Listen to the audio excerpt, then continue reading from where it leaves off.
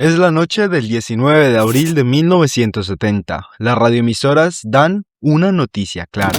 El general Gustavo Rojas Pinilla ganaría las elecciones por una diferencia cercana a los 20.000 votos. Fue entonces cuando César Augusto Noriega, ministro cabeza del gobierno, prohibió los boletines radiales y él mismo dio los resultados oficiales hasta ese momento. Rojas aventajaba a Pastrana por algo más de 9.000 votos.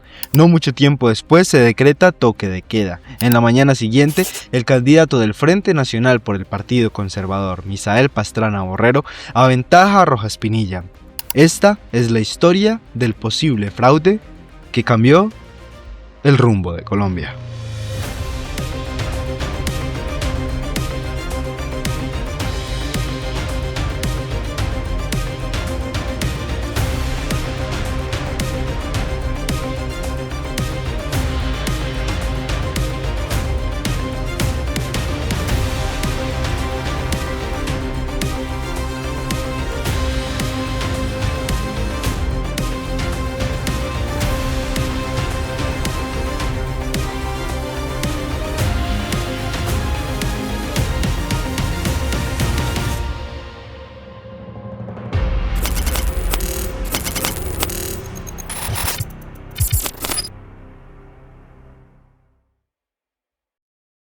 Previo a las elecciones, Colombia atravesó circunstancias particulares. La crisis de la primera mitad del siglo XX creó el menjurje político que desembocó en las teorías del fraude. La masacre de las bananeras en 1925 y luego los asesinatos estudiantiles de 1929 habían puesto en jaque la confianza en los estamentos de seguridad del Estado.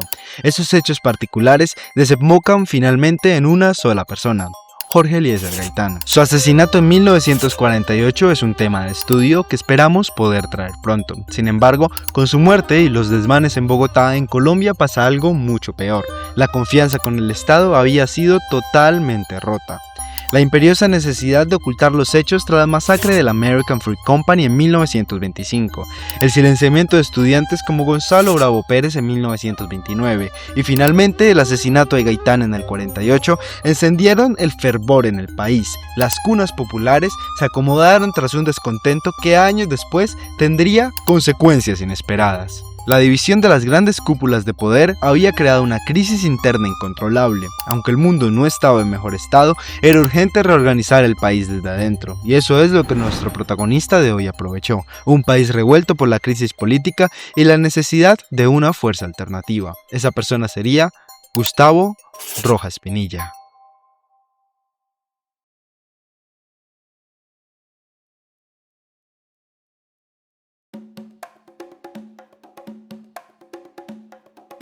Antes de toda esta historia hay que entender un poco el clima político del país por aquellos años. Después del asesinato de Gaitán, Colombia entró en un estado de letargo particular. La violencia bipartidista alcanzaría su punto máximo en el asesinato del caudillo y los eventos que vendrían posterior a ello.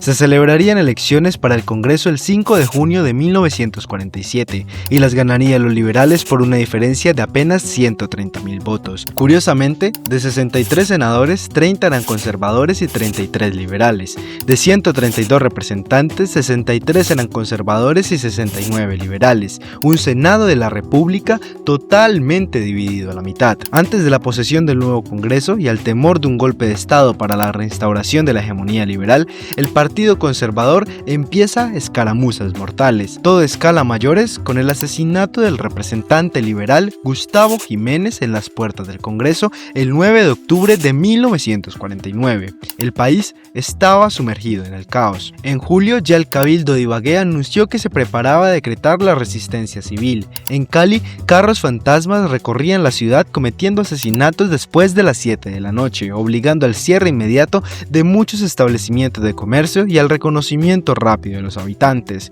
Colombia escalaba lentamente a una guerra civil. Los miembros del Partido Liberal no contaban con garantías de seguridad, y esto sumado a los asesinatos de líderes recientemente, los llevó a querer intentar juzgar al presidente Mariano Ospina Pérez. A las 4 de la tarde, Carlos Lleras Restrepo, Julio César Turbay y otras personas del liberalismo se dirigen hacia el Parlamento con el fin de iniciar el proceso. se encontraron con la sorpresa de que el edificio del Congreso estaba rodeado por tropas del ejército que les impidieron la entrada. Horas antes, Ospina había declarado el estado de sitio, suspendido el Congreso y todas las asambleas departamentales. Ante la escalada de violencia, se realiza el primer intento de acuerdo entre las partes para la consolidación de un gobierno escalonado hasta el año 1954. Sin embargo, los conservadores rechazarían la oferta de coalición, afirmando que Laureano Gómez y su campaña para la presidencia de 1950 sería la ganadora aunque costara sangre. Darío Chendía, candidato liberal, renunciaba a su candidatura días antes de las elecciones convocadas el 27 de noviembre de 1949. Con el Congreso cerrado, los medios de comunicación totalmente censurados y la violencia escalando lentamente en Colombia, es elegido Laureano Gómez con 1.200.000 votos, el único candidato de aquellas elecciones turbulentas. El gobierno de Laureano es destacable por su inestabilidad. La confianza política estaba destruida. Antes de las elecciones se habían organizado guerrillas liberales en los llanos. Mientras tanto, en las cúpulas conservadoras perdían lentamente el control sobre los Pájaros, grupo paramilitar ala del partido de gobierno. Con el fin de reorganizar el país, Laureano pretendía realizar una Asamblea Nacional Constituyente, convocada para el año 1950. La vida le tomaría otros planes y para 1951 sufrió un sincope cardíaco que lo obligó a retirarse del cargo como presidente y designar a Roberto Urdaneta en su reemplazo. Fue entonces cuando una coalición de conservadores, liberales, empresarios e iglesia indujeron el golpe militar del general Gustavo Rojas Pinilla, un militar ingeniero civil protagonista en la reciente guerra colombo-peruana por la Leticia ocurrida en el año 1932. Tras 19 meses de ausencia en el cargo, Gómez quiso retomar el poder ante los rumores de un posible golpe de Estado liderado por la oposición. Por tal razón, el 13 de junio de 1953 llegó al Palacio de San Carlos con la exigencia de destituir al comandante de las Fuerzas Armadas, el general Rojas Pinilla. Ante la condescendencia de Urdaneta, Gómez destituyó al presidente designado, al igual que el general, por medio de un decreto improvisado. Rojas llegó al palacio para que Urdaneta retomara el poder en nombre de las Fuerzas Armadas, pero ante la declinación por parte de Urdaneta, aquel decidió tomar el poder presidencial y dio un golpe militar. El proyecto de la nueva constitución es abandonado apenas en 1953, 2 días después del golpe de Estado. Todo el asunto político de la violencia bipartidista colombiana empezaría a concluir el 14 de junio de 1953, fecha en que Rojas fue reconocido como presidente hasta agosto de 1954, y así, entre 2 golpes de Estado, un cierre del Congreso y asesinatos políticos, transcurre violentamente la primera mitad de la década de los años 50.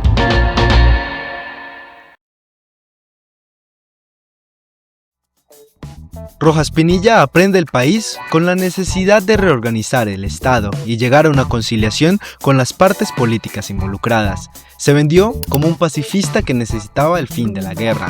Su gobierno es contrario en muchos sentidos. Mientras validaba el voto de las mujeres en el 54, censuraba a Gabriel García Márquez por reportajes como Relatos de un náufrago. A la par de la creación del SENA, Uriel Gutiérrez sería asesinado en las protestas estudiantiles del 8 de junio de 1954 y otros 20 estudiantes el 9 de junio del mismo año. El gobierno de Pinilla se reforzaría con la prolongación del mandato de Rojas días antes del final del primer reconocimiento en agosto de 1954. Esto provocó el regreso de Carlos Alberto Lleras Camargo, insignia liberal de la época que reforzó la oposición al gobierno.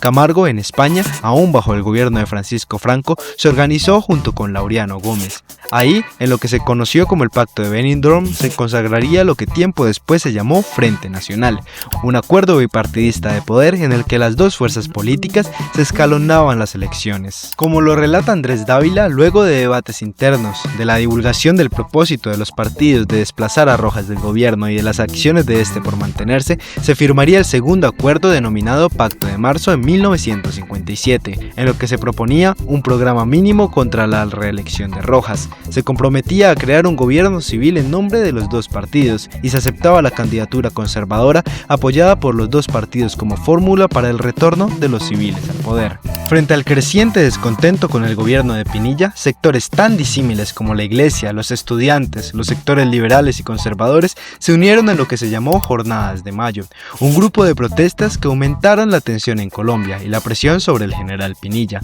lo que provocó que el máximo mando finalmente renunciara el 10 de mayo de 1957, dando paso a la junta militar. Su renuncia se reafirmó con lo que se llamó Pacto de Sitges, que finalmente aseguraría el reparto del poder entre los liberales y conservadores. Fue ahí, en el segundo punto del pacto, donde se concreta un plebiscito citado para el 1 de diciembre de 1957, con 4.397.090 votos a favor, más del 70% de los votantes, es que se consagra finalmente no solo el fin de la época de la violencia, sino la hegemonía del Frente Nacional. Liberales y conservadores se repartían Colombia a la mitad.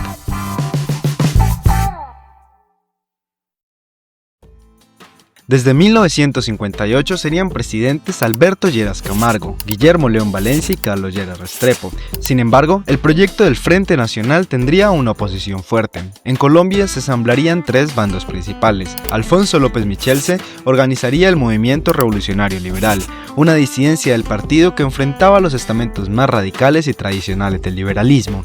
Camilo Torres Restrepo, coloquialmente conocido como el cura guerrillero, organizaría el Frente Unido del Pueblo, una organización de carácter marxista que se fundamentó en la necesidad de unir las disímiles de los partidos contra el Frente Nacional, y finalmente Gustavo Rojas Pinilla, que organizaría desde su gobierno en 1953 a la ANAPO, Alianza Nacional Popular. Previo a la encrucijada de 1970, la ANAPO presentó dos campañas electorales previas. Ya en el exilio, Gustavo sería juzgado por el Congreso, perdiendo sus derechos políticos en 1959. Sin embargo, un fallo del Tribunal Superior de Bogotá se lo reintegró, lo que le permitió la participación política. Ya para entonces, la popularidad del Frente Nacional decaía lentamente. La oposición, que eran Rojas, Michelse y Leiva, le robaron al Frente Nacionalismo de Guillermo León Valencia el 32% de los votos. La campaña siguiente, la de 1966, contó con la peculiaridad de que la ANAPO no postulaba a Gustavo Rojas Pinilla. Desde el día siguiente a las elecciones, Rojas declaró que el candidato sería un liberal que no representara un peligro para nadie y que cumpliera con la realización plena de los programas que hemos trazado para reconquistar el poder real para el pueblo. A menos de 30 días para las elecciones, el 2 de abril, el escogido sería José Jaramillo Giraldo, un personaje que hace años no aparecía en el ojo del radar público, pero que era recordado por haber sido presidente del Senado en la administración de Ospina Pérez y por haber pronunciado en su posesión un discurso de más de 5 horas. Con esa finta electoral, la ANAPO logra casi un 25% del total de los votos. Aunque finalmente Lleras Restrepo sería presidente, la popularidad no tan solo de la oposición, sino especialmente de Rojas y el proyecto de la ANAPO se hizo notar. Otro síntoma del descontento con el Frente Nacional se dio precisamente entre los mandatos de 1962 y 1966. El desequilibrio social acumulado y la fuerza de los movimientos socialistas en América, a raíz de la lucha y victoria comunista en Cuba, dieron como resultado el surgimiento de guerrillas marxistas, maoístas o leninistas en el país, como ha sido el caso de las FARC y el ELN, movimientos que surgen a mediados de los 60 y que se refuerzan finalmente en aquella década. Junto a eso, el asesinato de Camilo Torres reavivó la llama de la izquierda más radical en Colombia, a quien se le había negado la participación en el Frente Nacional.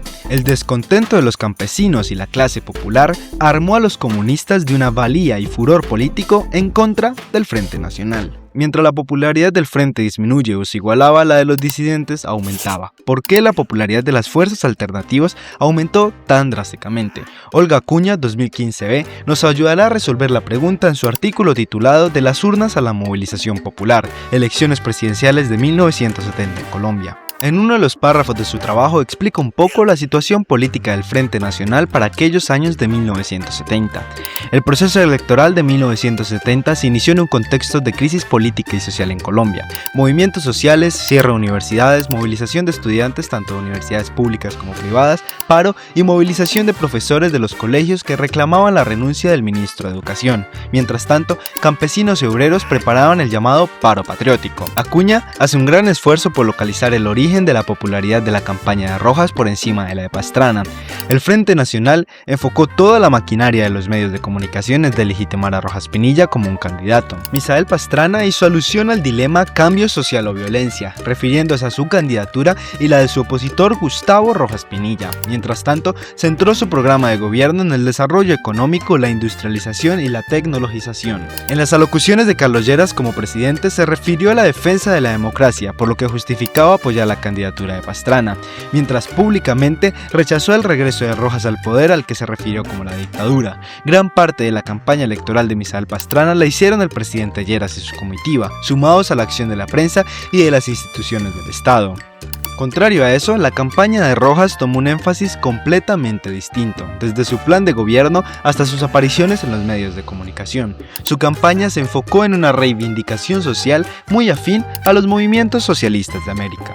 La ANAPO, en su programa de gobierno, reivindicó las políticas sociales, el mejoramiento de las condiciones de vida para los sectores populares, como se puede apreciar en un fragmento de su discurso. Yo, en cambio, abogo por un desarrollo armónico y ordenado de Colombia, pero sin olvidar que ese proceso no puede alcanzarse asfixiando de impuestos y con medidas que encarecieron los costos de vida, llevan al hambre y a miseria a millones de nuestros compatriotas. Acuña resalta del plan de gobierno de Rojas Pinilla la preocupación por el costo de vida, sobre lo que propuso la reducción de costos en la maquinaria agrícola, materias primas, vehículos, repuestos, herramientas e insecticidas con el fin de bajar los costos sobre la industria de los alimentos.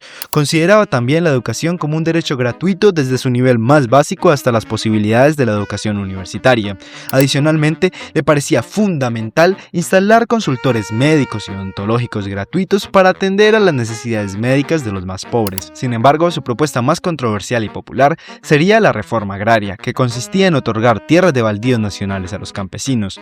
Para cumplir este propósito, sostuvo que los latifundios no explotados y los minifundios antieconómicos eran perjudiciales para el país, por lo que deberían distribuir esas tierras. Acuña acerta al decir que, en estos puntos, expuso situaciones concretas que tenían que ver con los sectores populares, que no se solucionaban con el apego al tradicionalismo ni con la inauguración de obras, sino con el establecimiento de políticas públicas centradas en las problemáticas de los menos favorecidos. La carga sobre la clase media y baja se incrementó inmensamente en medio de los 12 años de gobierno del Frente Nacional.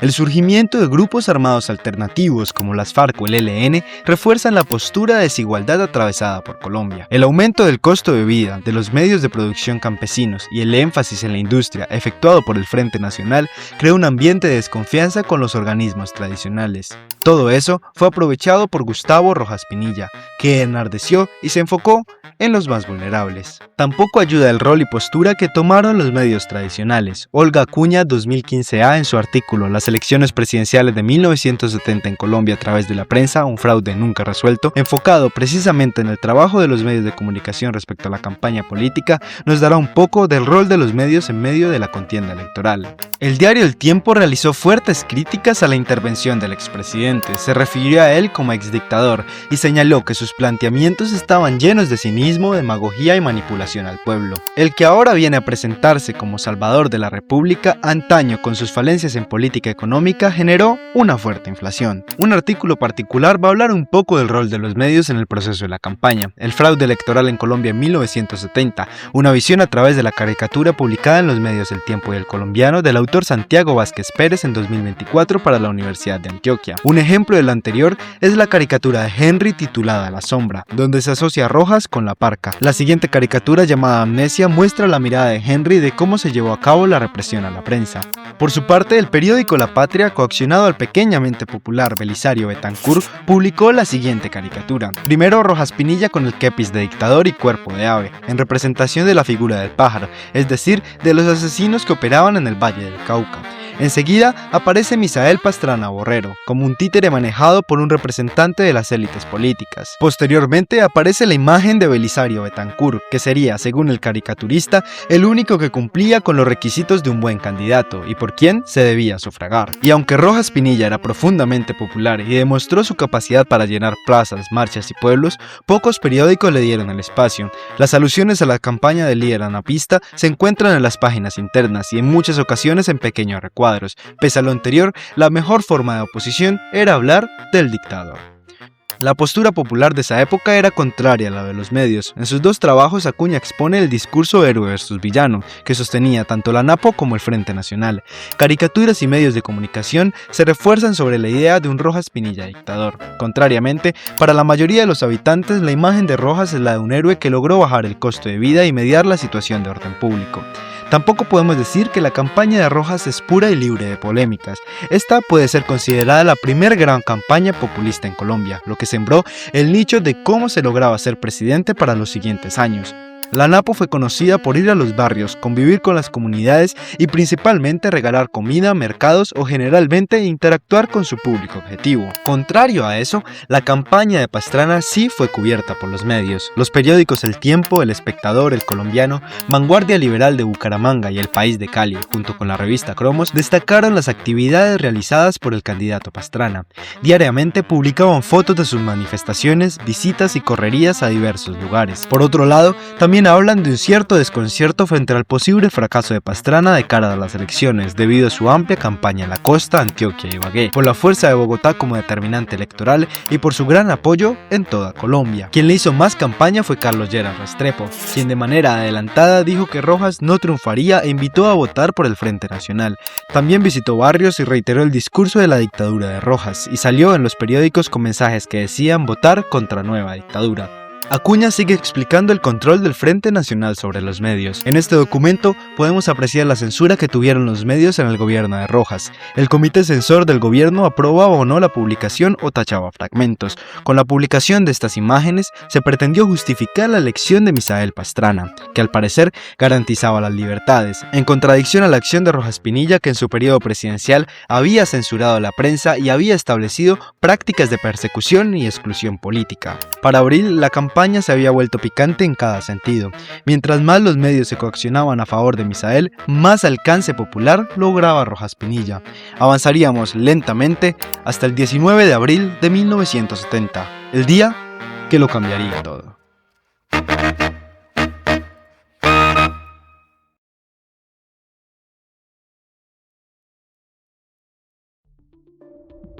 Días antes de las elecciones, el temor del Frente Nacional se hizo sentir.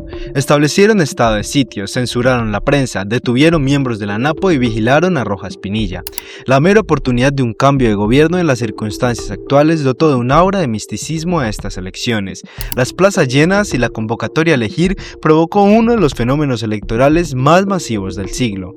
Miles de personas llenaban los puestos de votación, muchos a favor de Rojas y otros temiendo lo que podía ocurrir. El Frente Nacional, que hace unos años organizaba las Jornadas de Mayo y el Pacto Bipartidista, hoy se convertía en el villano de las elecciones. Inmediatamente se cerraron las mesas electorales, empezó el escrutinio de los votos. Al rato, muy parecido a los preconteos que tenemos en la actualidad, empezaron las comunicaciones a los medios públicos. A las 10:30 p.m. la diferencia entre los candidatos del Frente Nacional y la ANAPO era de 9.221 votos a favor de Gustavo Rojas Pinilla. A las 11:45 p.m. se amplió la diferencia a 21.762 votos a favor de la campaña de la ANAPO. Y para la 1:30 am del 20 de abril la diferencia ya era de 32.630 votos para el general Rojas.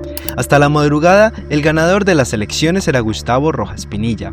Todo cambiaría desde entonces. A la medianoche, en forma intempestiva, fueron desconocidos esos resultados electorales por considerar que no eran oficiales. El ministro de Gobierno, Carlos Augusto Noriega, desmintió la información emitida por la radio y cuestionó cualquier tipo de información diferente a la oficial.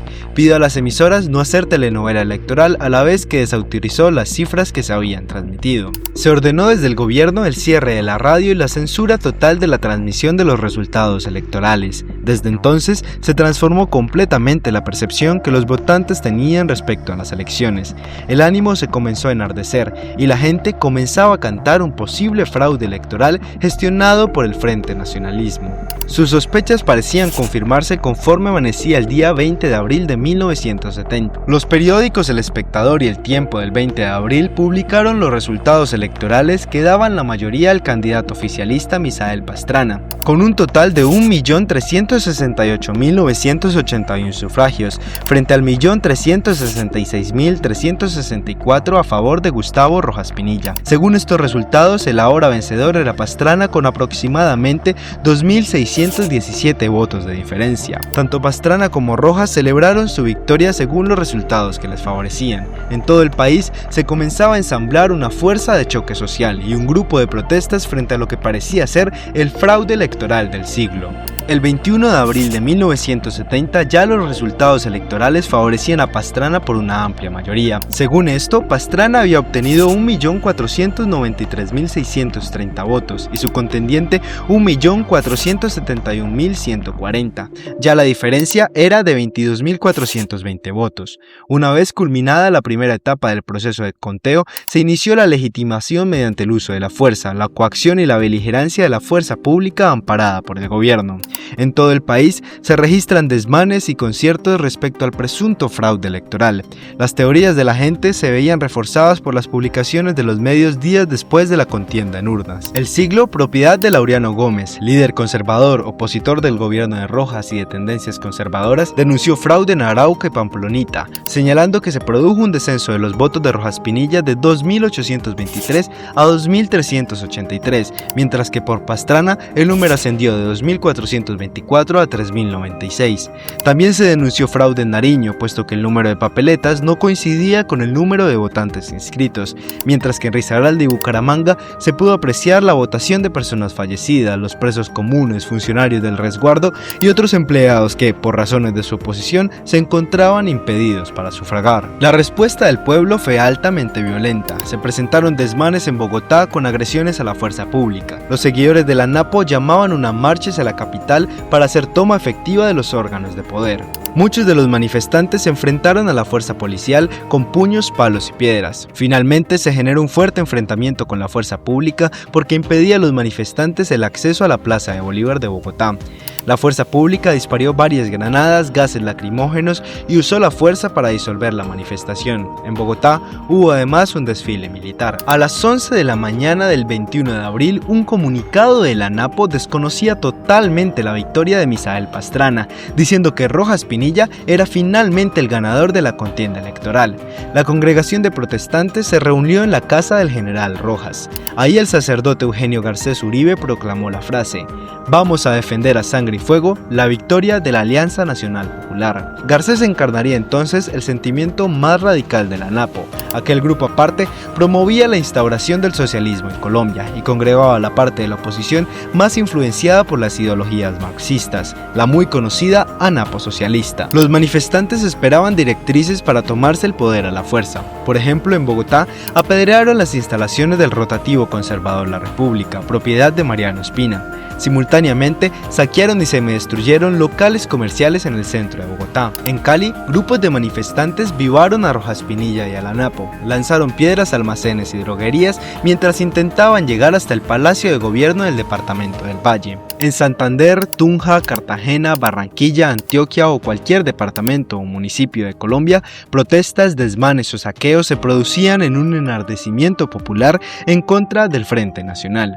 Los desmanes se comenzaron a salir de control. Carlos Lleras Restrepo, entonces presidente, decretó el toque de queda y la censura total de la radio. Amenazó en los medios públicos a los manifestantes y huelguistas con consecuencias penales altas. En suma, canceló el derecho a la reunión de más de 5 personas. Al finalizar el aviso, cerca de la medianoche, miembros de la Napo serían detenidos en Bogotá, Barranquilla, Medellín y Cali. Las redadas militares se enfocaron en entrar a las casas de campaña y romper cualquier simbolismo alusivo al general Rojas Pinilla. Adicionalmente, Gustavo Rojas Pinilla y su hija fueron detenidos por el ejército en su propia casa. Con los máximos líderes encarcelados y el control de los medios, el territorio y el derecho a la reunión, el gobierno garantizaba la imposibilidad de las grandes masas populares de reunirse y aglomerarse para recuperar el poder.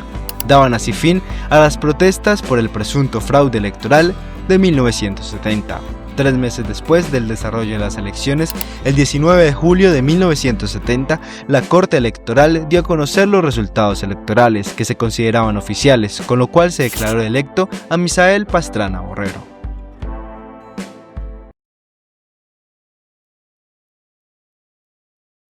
El 17 de octubre de 1974, la espada de Bolívar sería robada.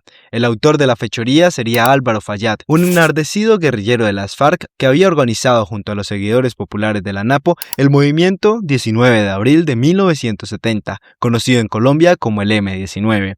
El vínculo entre las elecciones del 70 y la formación del M-19 es inherente, aunque lo que no parece tan obvio es el vínculo entre la candidatura de Rojas y el grupo guerrillero. Entender el origen del grupo desde las elecciones de 1970 comprende entender a las fuerzas ideológicas que se comprometieron dentro de la NAPO. La alianza política se congregó en dos ramas que tenían inmenso crecimiento a través de los años.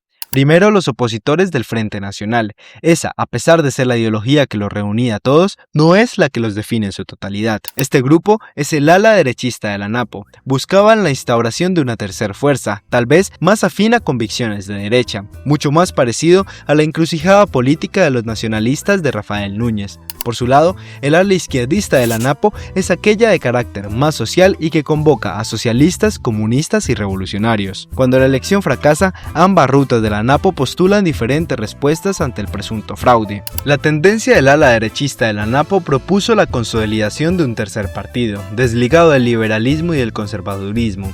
Esta fue la razón de la movilización de 100.000 personas en la plaza de Villa de Leyva el 13 de junio de 1971.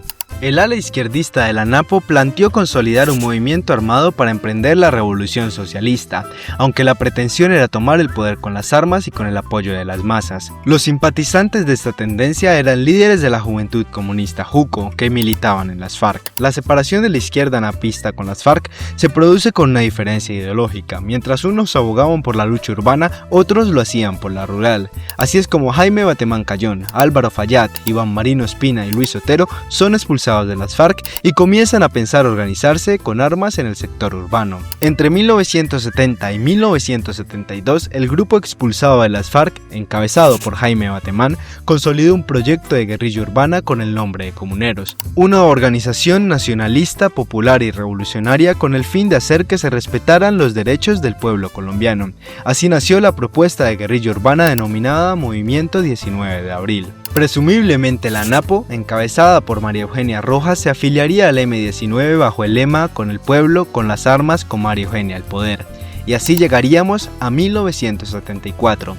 En los periódicos aparecían anuncios que decían "Parásitos, gusanos, espere, M-19". Finalmente, el 17 de enero de 1974 salió en los periódicos "Hoy llega M-19".